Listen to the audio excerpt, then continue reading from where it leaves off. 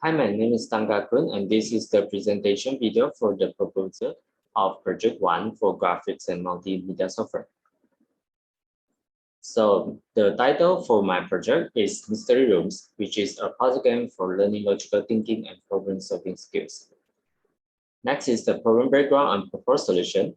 First is the primary school students, which are very attainable to the video games, will be also easy to access some games, which may contain violent content.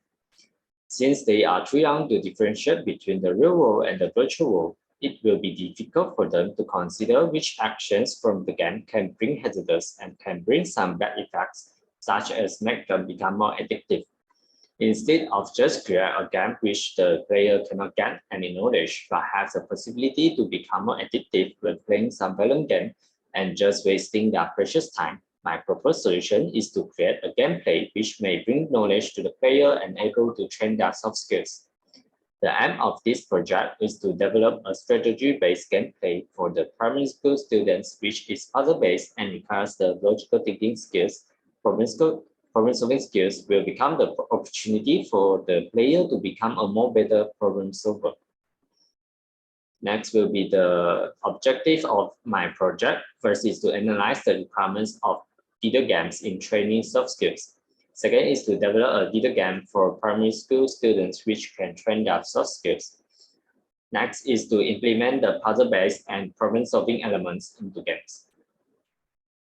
Okay. Next will be the scope of my project. The proposed game is limited to a single player only. The proposed game is designed for PC platform with minimum Windows 10. The proposed game requires keyboard and mouse for user control. The structure of the room is different for each level of the proposed games.